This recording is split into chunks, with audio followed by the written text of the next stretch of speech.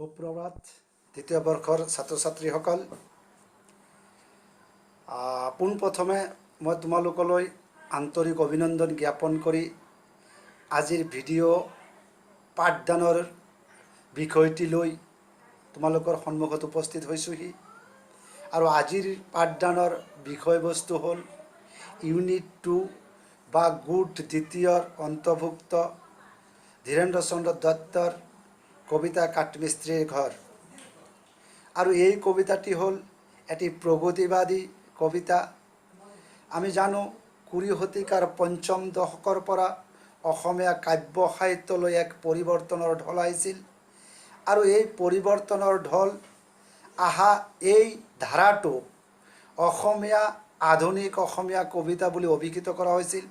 আৰু সেই আধুনিক অসমীয়া এই ধাৰাৰ এটি অন্যতম ধাৰা হ'ল প্ৰগতিবাদী কবিতা। আৰু এই প্ৰগতিবাদী কবিতা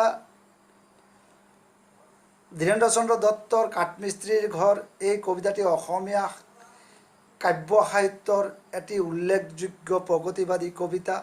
এই কথা মই কোৱা কথা নহয়, এই কথা অসমীয়া কাব্য সাহিত্যৰ বিভিন্ন ভাষাবিদ বিভিন্ন সমালোচকে মন্তব্য কৰি থৈ গৈছে।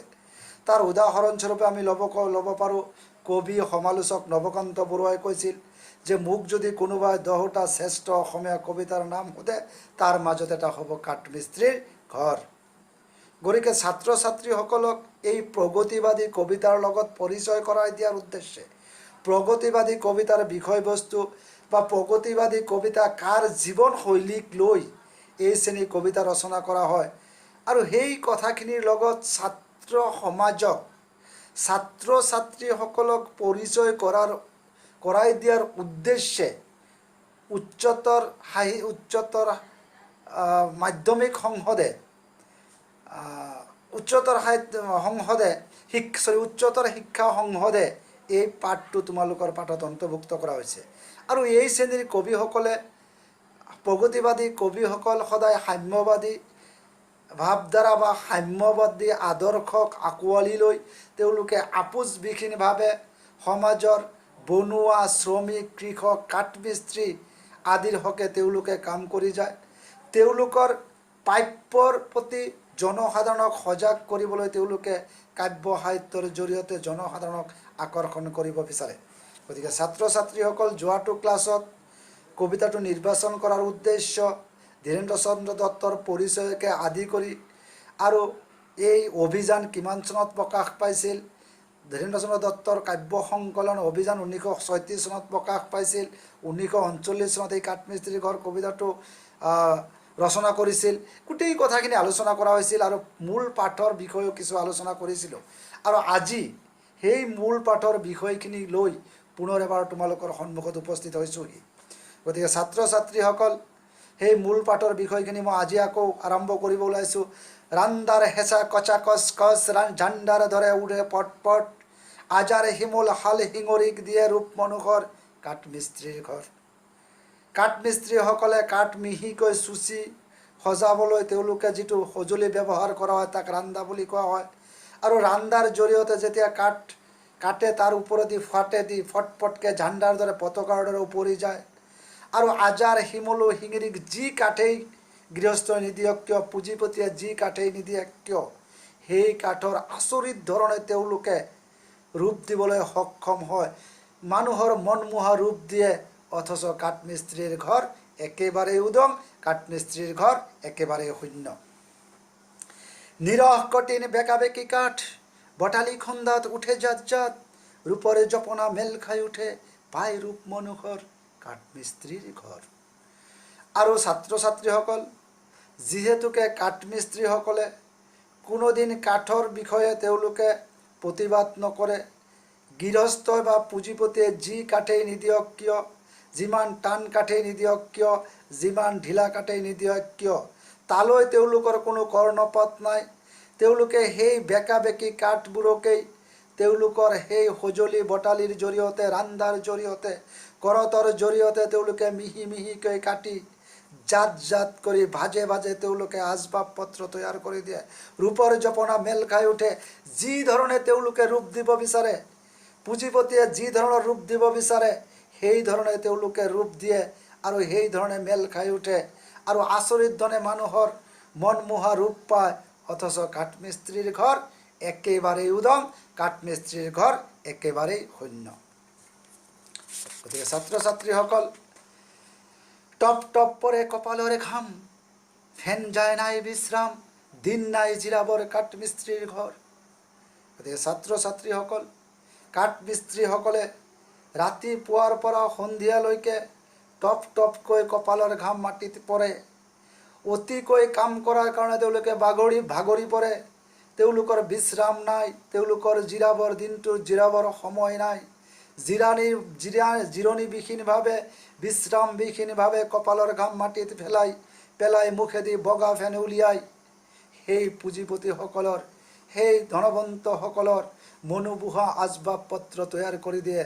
অথচ কাঠমিস্ত্ৰীৰ ঘৰ একেবাৰেই শূন্য, একেবাৰেই উদং। তেওঁলোকৰ খাদ্যৰ অভাৱ, তেওঁলোকৰ পিন্ধনৰ অভাৱ, তেওঁলোকৰ বাসস্থানৰ অভাৱ। যিসকলে কপালৰ ঘাম মাটিত পেলাই মুখেদি ফেন উলিয়াই বিশ্ৰাম নোলোৱাকৈ দিনৰ দিনটো জিৰণি নোলোৱাকৈ কাম কৰে, অথচ তেওঁলোকৰ দুবেলা দুমুঠি ভাতৰ অভাৱ, দুটি কাপোৰৰ অভাৱ, থকা এটি পজা ঘৰৰ অভাৱ। এই হ'ল কাঠমিস্ত্ৰীৰ জীৱন চৰিত্ৰ।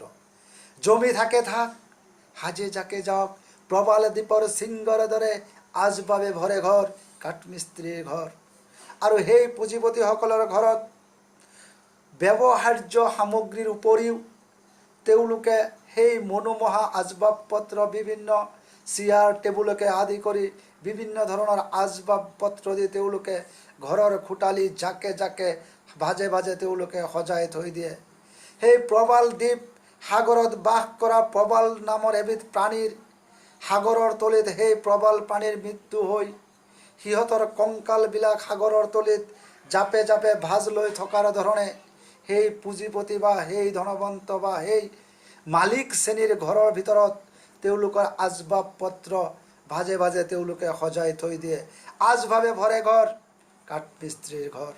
সেই পুঁজিপতি, সেই মালিক, সেই আদ্যৱন্তসকলৰ আচবাব পত্ৰ দি, মনোমোহা আচবাব পত্ৰ দি, বিভিন্ন আটক ধুনীয়া টেবুল চেয়াৰকে আদি কৰি আচবাবেদি তেওঁলোকে ঘৰ ভৰাই থৈ দিয়ে। অথচ যিসকলে তৈয়াৰ কৰি দিলে, যিসকলে তেওঁলোকৰ মনোমোহা বস্তু দি তেওঁলোকৰ ঘৰৰ সৌন্দৰ্য বৃদ্ধি কৰিলে, তেওঁলোকৰ ঘৰৰ সৌষ্ঠৱ বৃদ্ধি কৰিলে, অথচ এই কাঠমিস্ত্ৰীসকলৰ ঘৰ একেবাৰেই উদং। তেওঁলোকৰ খাদ্যৰ অভাৱ, তেওঁলোকৰ পজা ঘৰৰ অভাৱ, তেওঁলোকৰ কাপোৰৰ অভাৱ। এতিয়া ছাত্ৰ ছাত্ৰীসকল, যিহেতুকে কাঠমিস্ত্ৰীসকলে তেওঁলোকে মালিকে যি বস্তু সজাব কয় সেই বস্তুৱে সজায়। আৰু তেওঁলোকে কি কি সজায় এতিয়া আমি চাওঁ। টেবুল চেয়াৰ আলনা ডয়াৰ সাজে, আলমাৰি টিপাই চহৰ, হতভংগীত নৱৰূপাম্বিত ৰূপ লয় মনোহৰ কাঠমিস্ত্ৰী ঘৰ। কাঠমিস্ত্ৰীসকলে টেবুল বনায়, চেয়াৰ বনায়, আলনা বনায়, ড্ৰয়াৰ বনায়, আলমাৰি বনায়, চাহৰ টেবুল বনায়, টিপই বনায়। হতভংগীত নৱৰূপাম্বিত, শত ভংগীমাত যি ধৰণে গৃহস্থই ৰূপ দিব কয়, সেই ধৰণে নতুন নতুন ৰূপত ৰূপ দিয়ে, ৰূপ লয় মনোহৰ কাঠমিস্ত্ৰীৰ ঘৰ। আৰু সেই মালিক শ্ৰেণীৰ কাৰণে তেওঁলোকে টেবুল চেয়াৰ, আলনা ডয়াৰ, আলমাৰি, চাহৰ টি টেবুলকে আদি কৰি অজস্ৰ বস্তু হতভংগীত, শত হাজাৰ হাজাৰ ভংগীমাত তেওঁলোকে নতুন নতুন ৰূপ দিয়ে, ৰূপ লয় মনোহৰ আৰু মনমোহা ৰূপত তেওঁলোকে গঢ়ি দিয়ে। অথচ কাঠমিস্ত্ৰীৰ ঘৰ একেবাৰেই শূন্য, একেবাৰেই উদং। গতিকে ছাত্ৰ ছাত্ৰীসকল, যিসকল কাঠমিস্ত্ৰীয়ে দিনৰ দিনটো কাম কৰি কপালৰ ঘাম মাটিত পেলাই মুখেদি ফেন উলিয়াই বিশ্ৰাম নোলোৱাকৈ, জিৰণিৰ সময় নোলোৱাকৈ আচবাব পত্ৰ তৈয়াৰ কৰি দিয়ে, তেওঁলোকৰ ঘৰত দৈনন্দিন ব্যৱহাৰ্য সামগ্ৰীৰ উপৰিও সাজে সাজে জাকে জাকে তেওঁলোকে কোঠালি ভৰাই থোৱা বস্তুৱেদি প্ৰবাল দ্বীপৰ শৃংগৰ দৰে তেওঁলোকৰ ঘৰতো বস্তু ভাজে ভাজে তৈয়াৰ কৰি থয়। অথচ কাঠমিস্ত্ৰীসকলৰ জীৱনত অভাৱে তেওঁলোকৰ জীৱনটো কোঙা কৰি পেলাইছে। আৰু তেওঁলোকে মালিক শ্ৰেণীৰ কাৰণে টেবুল চেয়াৰ, আলনা ডয়াৰ সাজে, আলমাৰি টিপয়, চাহৰ টেবুলকে আদি কৰি শত শত ভংগীমাত নতুন নতুন ৰূপ দিবলৈ সক্ষম হয়। বিভিন্ন মনোমোহা ৰূপ দি তেওঁলোকে গঢ়ি দিয়ে, অথচ কাঠমিস্ত্ৰীৰ ঘৰ একেবাৰেই উদং, তেওঁলোকৰ ঘৰত একো বস্তুৱেই নাই। গতিকে ছাত্ৰ ছাত্ৰীসকল, ইয়াতে কোৱা হৈছে কাঠমিস্ত্ৰীসকল তেওঁলোক শিল্পী, তেওঁলোক কৰ্মী, তেওঁলোকে শিল্পী। শিল্পীৰ যিখিনি প্ৰকৃত মৰ্যাদা, আজি সেই মৰ্যাদাৰ পৰাও তেওঁলোক বঞ্চিত হৈছে। শিল্পীক যিখিনি সন্মান দিব লাগে, সেই সন্মানৰ পৰাও তেওঁলোক আজি বঞ্চিত হৈছে। গতিকে ছাত্ৰ ছাত্ৰীসকল, বিশ্বৰ যত কৰ্মীৰ দল, তেজ ঢালি গঢ়ে প্ৰাসাদ উজ্জ্বল, মায়াপুৰী মানৱৰ কাঠমিস্ত্ৰী ঘৰ। এতিয়া বিশ্বত যিমান কৰ্মীৰ দল আছে, কমাৰ কহাৰ কাঠমিস্ত্ৰী শ্ৰমিক বনুৱা যিমান আছে, বিশ্বত যিমান কৰ্ম আছে, বিশ্বত যিমান শ্ৰমিক জাতি আছে, তেওঁলোকে তেজ ঢালি গঢ়ে প্ৰাসাদ উজ্জ্বল। তেওঁলোকে শৰীৰৰ তেজ পানী কৰি, তেওঁলোকে অহৰহ কষ্ট কৰি, তেওঁলোকে কপালৰ ঘাম মাটিত পেলাই, জিৰণি নোলোৱাকৈ, বিশ্ৰাম নোলোৱাকৈ, তেওঁলোকৰ যাদু কৰি হাতৰ পৰশত তেওঁলোকে মায়াপুৰী মানৱৰ পৃথিৱীত স্বৰ্গপ্ৰাপ্তিৰ সুখ তেওঁলোকে পৃথিৱীত মানুহৰ কাৰণে গঢ়ি দিয়ে। তেওঁলোকে বিশ্বৰ এই কৰ্মীৰ দলে তেওঁলোকৰ তেজক পানী কৰি অজস্ৰ প্ৰাসাদ ৰাজসভা, প্ৰাসাদ মিন অট্টালিকা, তেওঁলোকে অট্টালিকা সদৃশ মানুহৰ কাৰণে মায়াপুৰী মানুহৰ অট্টালিকা তৈয়াৰ কৰি দিয়ে। অথচ এই কাঠমিস্ত্ৰী ঘৰ একেবাৰেই উদং, তেওঁলোকৰ খাদ্য নাই, তেওঁলোকৰ অভাৱ। সেইকাৰণে কোৱা হৈছে বিশ্বৰ যত কৰ্মীৰ দল, তেজ ঢালি গঢ়ে প্ৰাসাদ উজ্জ্বল, মায়াপুৰী মানৱৰ কাঠমিস্ত্ৰীৰ ঘৰ। বিশ্বত যিমান কৰ্মীৰ দল আছে, ইয়াত অকল কাঠমিস্ত্ৰীৰ কথাই কোৱা নাই, যিমান শ্ৰমিক জাতি আছে, কাঠমিস্ত্ৰী শ্ৰমিক কমাৰ কহাৰ আদি কৰি তেওঁলোকে তেজ পানী কৰি তেওঁলোকে মায়াপুৰী মানৱৰ অট্টালিকা, উজ্জ্বল অট্টালিকা তৈয়াৰ কৰি দিয়ে। অথচ তেওঁলোকে ভঙা পজাত, তেওঁলোকে ভগা পজাত বাস কৰিব লাগে। তেওঁলোকে শোৱাৰ অভাৱ, খোৱাৰ অভাৱ, পিন্ধাৰ অভাৱ, গোটেই অভাৱগ্ৰস্ততাই তেওঁলোকৰ জীৱন কোঙা কৰি দিয়ে। সেইকাৰণে লাষ্টত কাঠমিস্ত্ৰীৰ ঘৰৰ কবি ধীৰেন্দ্ৰ চন্দ্ৰ দত্তই তেওঁলোকক কৈছে, হাই হতভাগা থাকে আন্ধাৰত, বিশ্ব শিল্পী মহাবিশ্বৰ কৰে হাহাকাৰ বিলয় বিকাৰ, প্ৰতিদান নাই কৰ্মৰ কাঠমিস্ত্ৰীৰ ঘৰ। এতিয়া কবিয়ে কৈছে, হাই তেওঁলোক হতভাগা, তেওঁলোকে নিভাগা, তেওঁলোকৰ ভাগ্যৰ বিড়ম্বনা, সেই হতভাগা থাকে আন্ধাৰত, সেই ভাগ্যৰ বিড়ম্বনাৰ বশৱৰ্তী সেই হতভাগাসকল, সেই কাঠমিস্ত্ৰীসকল, সেই বিশ্বৰ কৰ্মীৰ দল, তেওঁলোকে আন্ধাৰত থাকিব লগা হয়। বিশ্ব শিল্পী মহাবিশ্বৰ, গতিকে তেওঁলোক শিল্পী, তেওঁলোকক বিশ্বৰ একোজন শিল্পী হিচাপে তেওঁলোকৰ যিখিনি সমাজৰ পৰা মৰ্যাদা পাব লাগে, সমাজৰ পৰা যিখিনি সন্মান তেওঁলোকে বুটলিব লাগে, যিখিনি সন্মানৰ অধিকাৰী হ'ব লাগে, তাৰ পৰা কিন্তু আজি তেওঁলোক বঞ্চিত হৈছে। সেই বিশ্বৰ শিল্পীসকল, সেই বিশ্বৰ মহাশিল্পীসকল, তেওঁলোকে কৰে হাহাকাৰ বিলয় বিকাৰ, তেওঁলোকে হাহাকাৰ কৰি আছে, তেওঁলোকে দিনে দিনে ধ্বংস হৈ গৈ আছে। তেওঁলোকৰ বিকৃত ৰূপত তেওঁলোকে বিকৃত হৈ দিনে দিনে অভাৱগ্ৰস্ততাই তেওঁলোকক কোঙা কৰি পেলাইছে। তেওঁলোকে ধ্বংসৰ পিনে গতি কৰি আছে, তেওঁলোকৰ বিকৃত ৰূপ গ্ৰহণ কৰি আছে।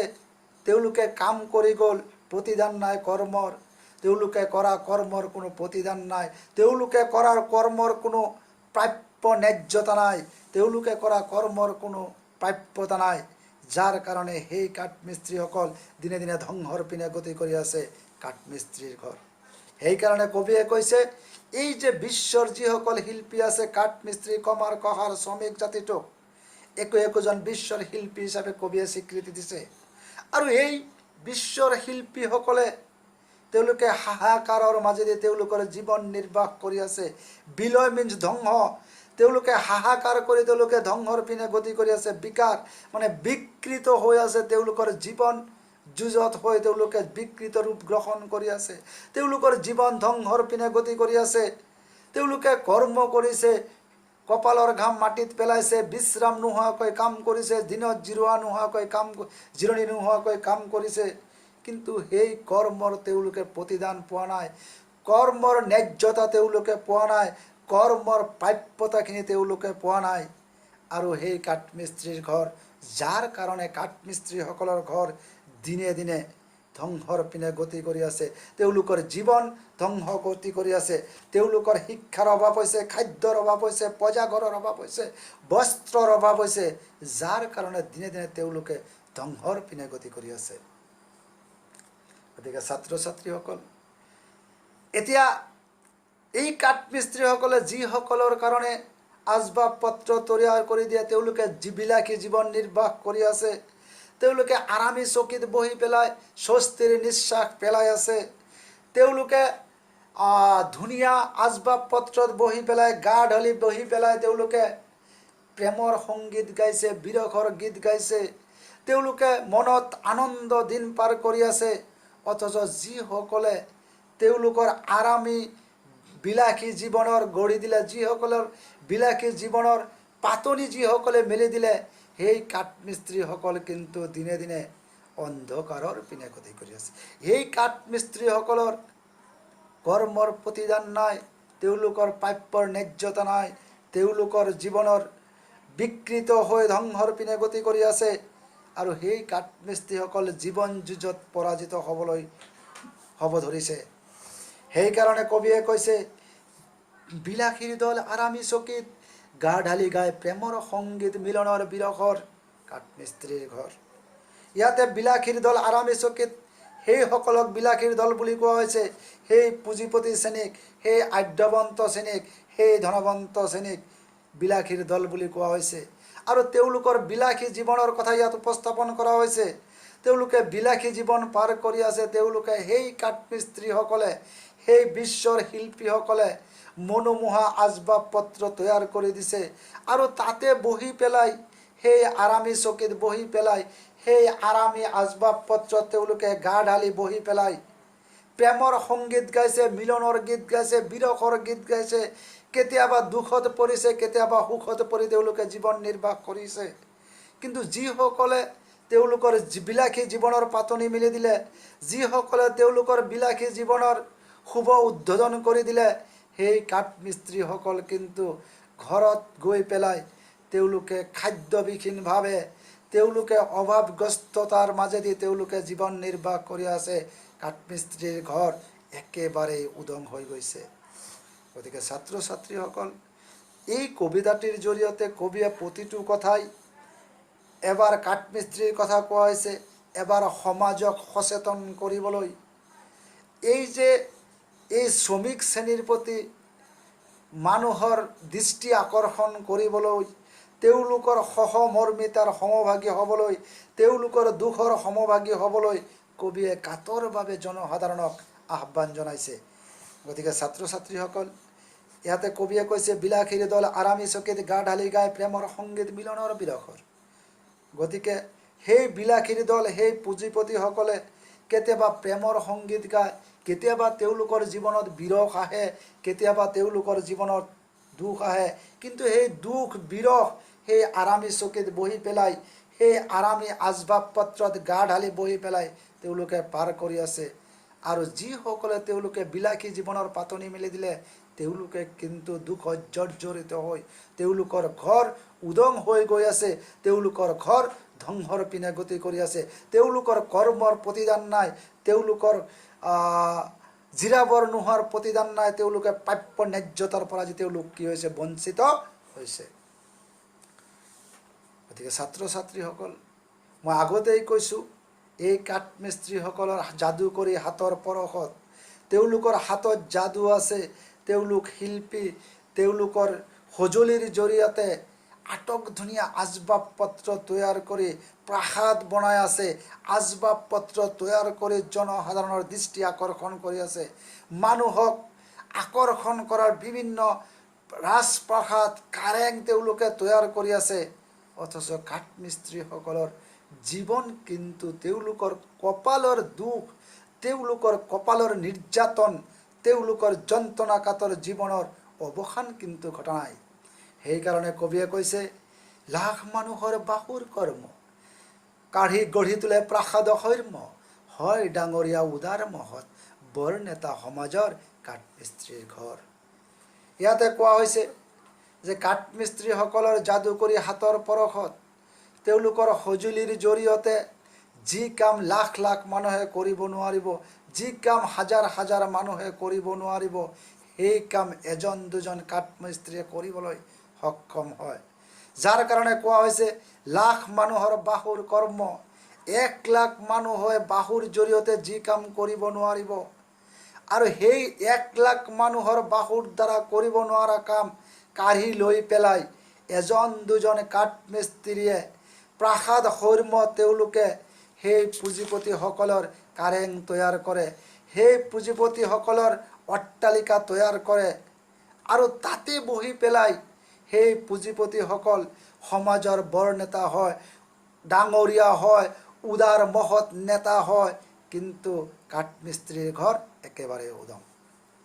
গতিকে যি মানুহে লাখ মানুহৰ বাহুৰ কৰ্ম হৰণ কৰি লাখ মানুহৰ বাহুৱেদি কৰিব নোৱাৰা কাম এজন দুজন মানুহে কাঢ়ি লৈ সেই শ্ৰেণী মানুহৰ অট্টালিকা কাৰেং তৈয়াৰ কৰে আৰু এই অট্টালিকাত জীৱন নিৰ্বাহ কৰা সমাজৰ সেই পুঁজিপতিসকলে সমাজৰ বৰ নেতা উদাৰ নেতা সমাজৰ একোজন গণ্যমান্য ব্যক্তি হিচাপে পৰিগণিত হয়। অথচ যিসকলে তেওঁলোকক সমাজক বৰ নেতা হিচাপে গঢ়ি তুলিলে, যিসকলে সমাজৰ ডাঙৰীয়া উদাৰ মহৎ ব্যক্তি হিচাপে গঢ়ি তুলিলে, কিন্তু তেওঁলোকৰ ঘৰ কিন্তু উজাং, তেওঁলোকৰ ঘৰ খাস্তাং, তেওঁলোকৰ ঘৰ ধ্বংসৰ পিনে গতি কৰি আছে। তাৰ কিন্তু কোনো প্ৰতিকাৰ নাই, তাৰ কোনো নিৰাময় নাই, তাৰ কোনো অৱসান নাই। যাৰ কাৰণে কবি ভাগৰি পৰিছে, কবিয়ে ভাগৰি পৰিছে, দৃষ্টি আকৰ্ষণ কৰিবলৈ বাৰে প্ৰতি চেষ্টা কৰি আছে।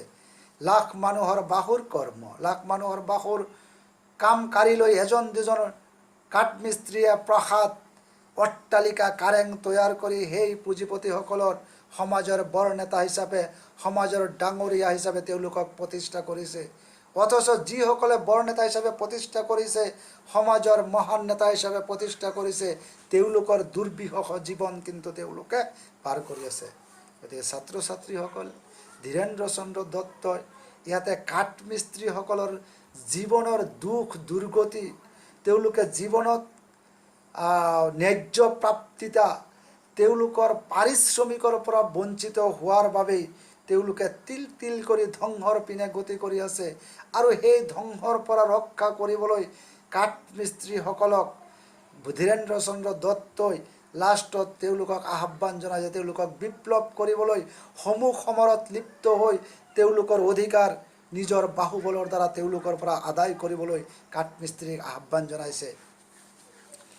গতিকে শেষত ধীৰেন্দ্ৰ চন্দ্ৰ দত্তই কৈছে, উঠা মিস্ত্ৰী কহাৰ কমাৰ, উঠা মিস্ত্ৰী কহাৰ কমাৰ, আন্ধাৰৰ শেষ আহিল তোমাৰ, লোৱা অধিকাৰ নিজ বাহুবলে, নিজে কৰা কৰ্মৰ কাঠমিস্ত্ৰীৰ ঘৰ। গতিকে ছাত্ৰ ছাত্ৰীসকল, শেষত ধীৰেন্দ্ৰ চন্দ্ৰ দত্ত হতাশ হৈ গৈছে। কাঠমিস্ত্ৰীসকলৰ জীৱন সংগ্ৰাম দেখা পাই তেওঁ ভাগৰি পৰিছে।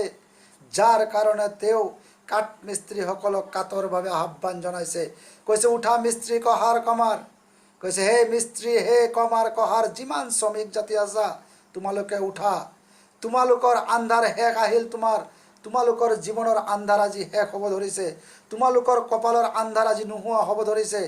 আৰু সেই আন্ধাৰ নোহোৱা হ'বলৈ হ'লে তোমালোকে লোৱা অধিকাৰ নিজ বাহুবলে, তোমালোকে সেই অধিকাৰ নিজে ল'ব লাগিব, নিজৰ বাহুবলেৰে সেই অধিকাৰ ল'ব লাগিব।